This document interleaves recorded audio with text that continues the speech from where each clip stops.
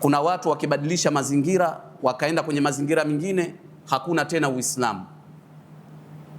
Muislamu hawi hivi. Muislamu anakuwa na misimamo katika hali zake zote na katika mambo yake yote. Umekuwa na uwezo, haukubadilishi uwezo wako kuacha dini yako. Umepata dhiki na shida, dhiki yako isikupelekee kuacha dini yako na Uislamu wako. Umesafiri, umeenda sehemu ambazo hata Uislamu haupo, haimaanishi kwamba wewe ukifika kule na wewe uwe kama wale, waige wale. Hapo itakuwa zile ibada zako zote hazikuwa na maana. Kwa hivyo siku zote tunaomba katika sala zetu, ihdina sirata almustaqim, ewe Mwenyezi Mungu tuongoe katika njia iliyonyooka. Tuwe na samt, tuwe na wakar, tutosheke katika nafsi zetu kwamba Mungu hiki kitu alichotupa ni kitu cha thamani, tukitunze, tukiheshimu popote pale. Tusikifanye au tukafanya mambo mpaka wasiokuwa Waislamu wakawa wanashangaa. Wapo wanaoshangaa, Muislamu gani ambaye anafanya mambo haya? Kwenye baadhi ya nchi watu Waislamu wanafanya mambo wanawafanya wale na zaidi, mpaka wale wasiokuwa Waislamu ayu muslim wanakuuliza, wewe Muislamu kweli? Muislamu anafanya matendo haya? Kuna khatun ahmar, mstari mwekundu. Kuna mambo ambayo hutakiwi kuyachupa, kuyavuka, ukayaendea mambo hayo. Haya leo yamekuwa hata mambo ya ushoga imekuwa kitu cha kawaida. Watu wanalingania ushoga. Waislamu katika hao nakwambia, wengine wanajiita wasanii, wengine wanajiita nani, wote wanalingania mambo ya ushoga, mambo ya ajabu ajabu. Tunakwenda wapi jamani? Hii ni hatari kubwa ikiwa hatutakuwa na samt na wakar. Mara moja kuna mwanamke alimpenda kijana mmoja. Nataka niwaonyeshe katika kisa hichi namna mtu anavyokuwa na msimamo na dini yake katika hali zote. Akaitwa kijana yule na mwanamke. Huyu mwanamke alikuwa anampenda lakini kwa machafu. Amefanya kila mbinu za kumlaghai kwa pesa, mali na kila kitu. Lakini yule kijana alibaki katika msimamo wake kwamba mimi nimekatazwa kuingia katika machafu, katika zinaa, na sitabadilika katika hilo. Hata unijie na dhahabu, mlima mzima wa dhahabu, siwezi kubadilika hivi. Yule mwanamke akaona sasa, wacha nitumie akili ya ziada, mali na mambo mengine yote huyo havimshawishi.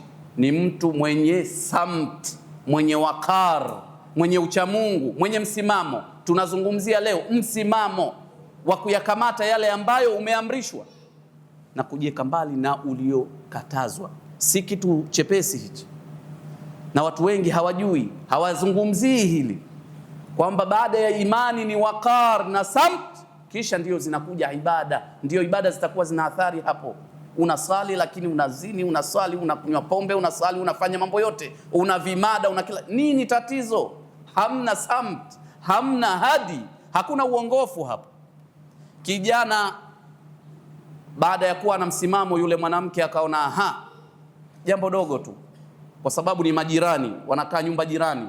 Siku moja akapiga kelele nyingi sana akiomba msaada.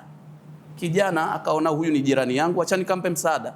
Kufika mwanamke akamfungulia mlango, akaingia ndani. Tatizo nini? Anaambia tatizo ni wewe, nishahangaika sana, leo ushaingia huko. Usipotaka jambo langu na kuitia na kupiga kelele kwa watu kwamba wewe unanibaka. Akaona sasa huu mtihani mwingine, tunafedheheshana huko. Akamwambia basi sawa, yasifikie huko kudhalilishana tena. Naonekana mimi Muislamu, naingia na sali, nafanyaje, leo unipigie kelele za kukubaka tena? Unataka nini? Mimi ninalotaka ndio hilo. Akamwambia sasa mimi siwezi kufanya hilo jambo ikiwa niko katika hali hii bwana, na njaa. Andaa chakula bwana, tule kwanza ili tuenjoy vizuri, sivyo jamani? Mwanamke akaona nimeshampata huyo, akaandaa chakula na nini, akamwambia haya, karibu tule. Kumbe jamaa sio nia yake ile. Nia yake ni kutafuta namna ya kuondoka katika hili. Huyu mtu ana samti, ana ucha Mungu, ana wakar, lakini wewe hata hujapigiwa ngoma, wewe unacheza hizi nafasi, unazitafuta hasa, tena unajilaumu, mbona watu wanazipata hizi, mimi kwa nini? Hayo yapo katika nafsi yako, unatamani kwa nini mimi wanawake hawana haja na mimi, hawanishughulikii mimi? Mbona nafasi za wizi za kupata pesa, mbona mimi sipati?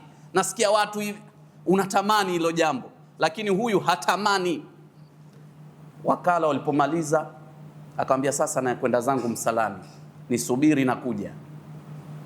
Kijana akaingia msalani. Alipoingia msalani akanyanyua mikono, yuko msalani, ya Rab, hili balaa gani tena hili? Nimejitahidi kwa njia zangu zote, lakini nimeshindwa, mpaka imefikia stage hii ya Mwenyezi Mungu. Kwani Allah wewe hukutupa ahadi ukasema, waman yattaqillaha yaj'al lahu makhraja, kila anayemcha Mwenyezi Mungu, Mungu humpa njia. Ya Rab, aina al-makhraj, njia iko wapi ya Rab? Na kuasi leo ya Rab, si kosa langu hili, nimeshindwa hapa. Baada ya kulalamika kwa Mwenyezi Mungu na kusema maneno yale, kile choo kilipasuka kuta zake, akapata njia, kijana akatoka, akapata makhraj.